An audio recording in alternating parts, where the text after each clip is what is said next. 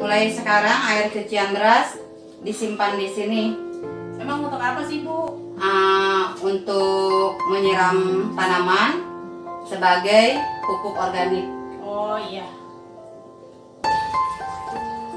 Nanti kalau sudah ditutup lagi, simpan lagi ke tempatnya. Terus kalau menyiangi sayuran, bekas-bekas sayurannya disimpan, dibuang ke tempat sampah yang ada plastiknya ini. Sisa-sisa makanan juga disimpan ke sini. Nanti ini kita jadikan pupuk kompos ya. Terus kita kan suka ada botol air mineral, terus ada botol bekas minyak sayur, terus plastik yang bekas Wipol, bekas sabun Lifebuoy, terus bekas Sunlight, terus ada juga kaleng bekas susu. Kita juga pisahkan ya. Ini nantinya dijadikan media tanaman ya. Assalamualaikum warahmatullahi wabarakatuh. Selamat pagi sahabat video sekalian. Salam hijau. Pada pertemuan kedua kita akan membahas tentang pemanfaatan limbah rumah tangga atau limbah dapur. Sudah kita ketahui bersama bahwa penyumbang sampah terbesar secara nasional adalah limbah rumah tangga. Nah, untuk itu yuk kita sama-sama manfaatkan limbah rumah tangga. Ini merupakan salah satu cara mengurangi sampah yang dapat mengganggu lingkungan hidup kita. Nah, sebelum kita membahas tentang apa manfaat daripada sampah rumah tangga, saya akan jelaskan bahwa secara umum bahwa dapur kita menghasilkan 3 macam limbah. Yang pertama adalah limbah cair, yang kedua adalah limbah padat, yang ketiga adalah limbah atau kemasan makanan atau minuman. Yang pertama adalah limbah cair. Limbah cair ini dihasilkan salah satunya dari kegiatan ibu-ibu mencuci beras atau disebut dengan ailery.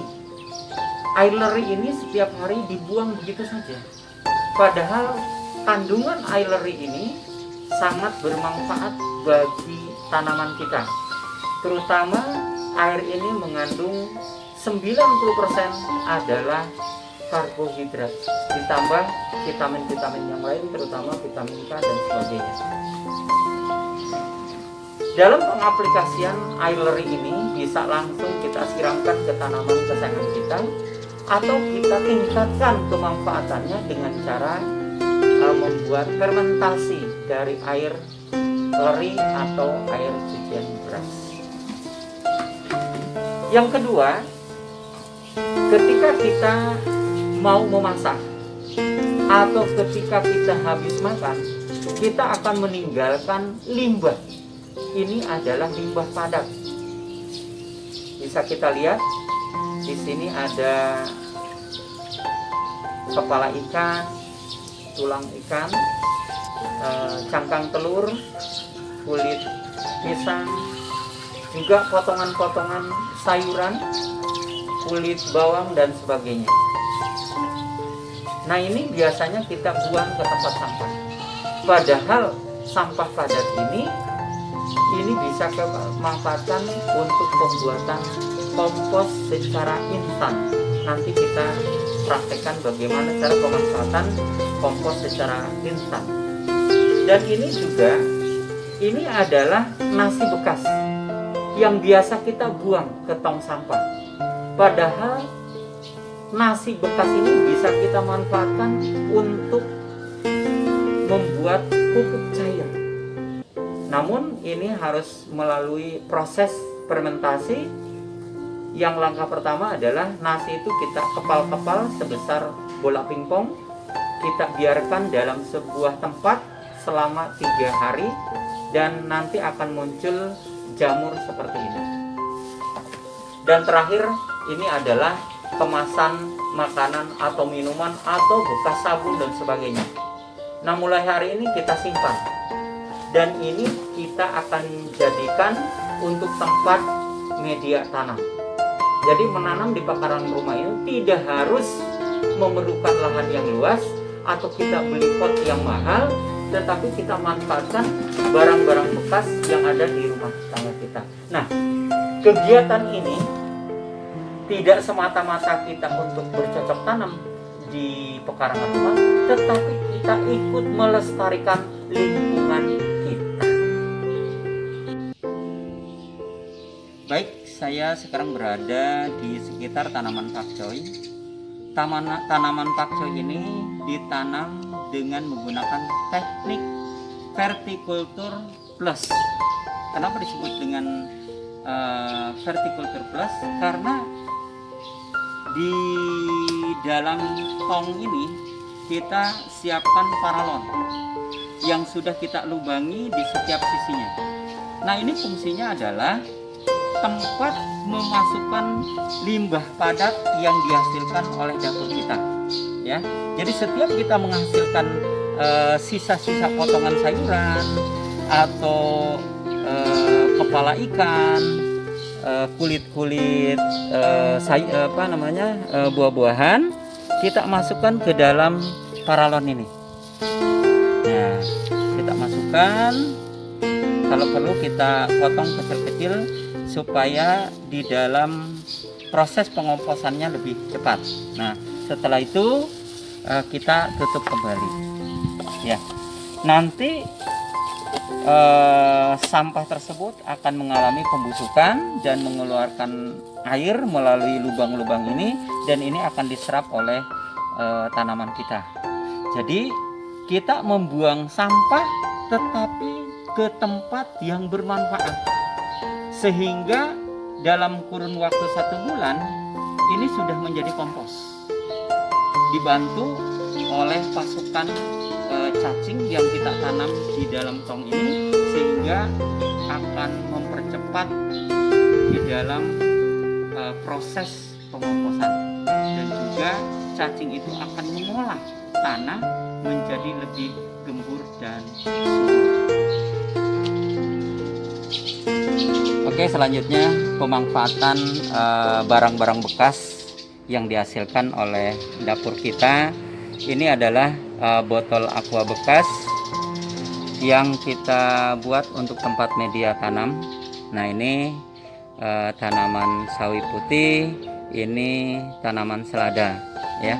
Dan ini botol kita potong 2, ya. Yang atas untuk media tanamnya kita secara simpan terbalik, dan ini dikasih sumbu. Nah, ini yang bawah kita isi dengan air, ya, sehingga tanaman ini tidak perlu kita siram setiap hari. Jadi air ini akan merambat secara kapiler, dan tanaman ini akan tetap segar karena memang cukup air. Dan ini di bawah, nah ini tanaman tomat yang kita tanam di botol aqua bekas dengan cara terbalik, ya, sehingga tanaman ini akan mengejar sinar matahari naik ke atas, dan sekarang sudah berbuah, dan tanaman ini cukup subur. Nah, jadi tanaman itu tidak mesti media tanamnya luas atau besar, tetapi kandungan nutrisinya cukup, ya. Yuk kita ke bawah. Ini tanaman pakcoy ditanam di bekas dirjen, bekas sabun cuci tangan. Nah, ini juga menggunakan sistem kapiler, ya. Jadi potongan bawahnya kita isi dengan air, kita kasih sumbu dengan menggunakan kain flanel, dan air itu akan naik melalui pori-pori kain, dan tanaman ini tidak perlu disiram karena airnya sudah cukup. Terus di depannya ini tanaman pakcoy juga ditanam di tempat media tanam, yaitu kaleng bekas susu. Ya, alhamdulillah tanamannya subur. Ya, kita lanjut di sini.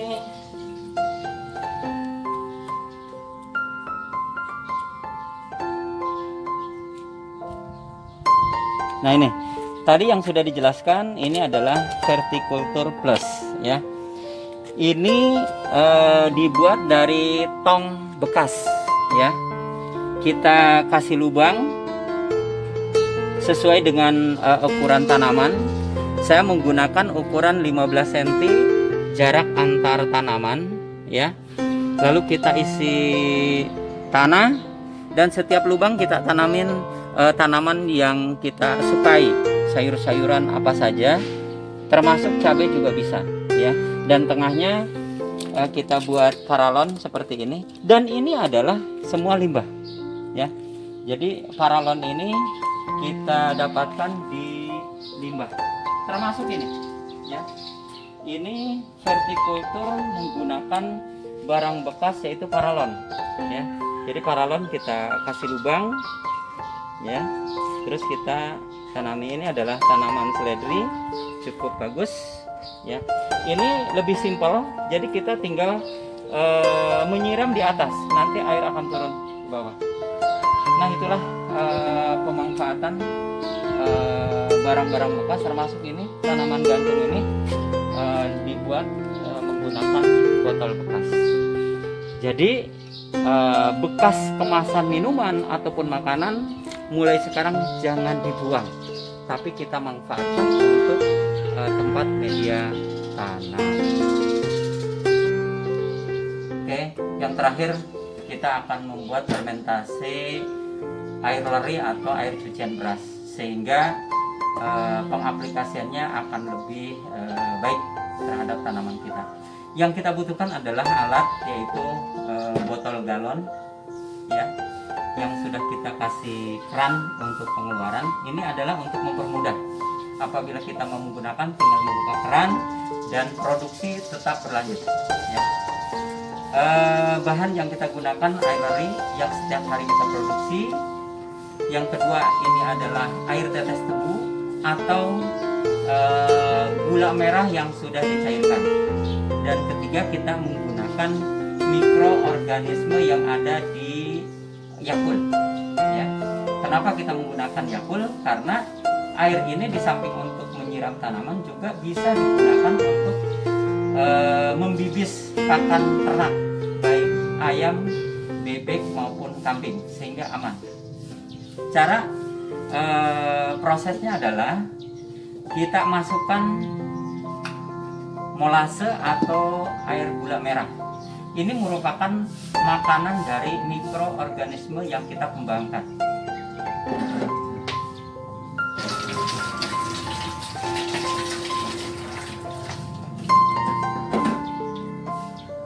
Lalu Yakultnya kita masukkan.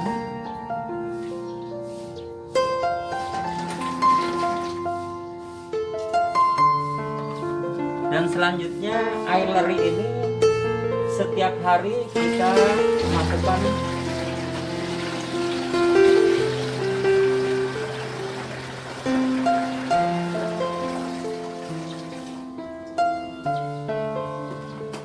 sampai penuh. Jadi setiap hari air leri itu kita masukkan ke sini. Setelah itu kita tutup dan disimpan di tempat yang teduh. Yang paling baik adalah menyimpan botol aqua galon ini di dekat kita mencuci beras. Karena apa?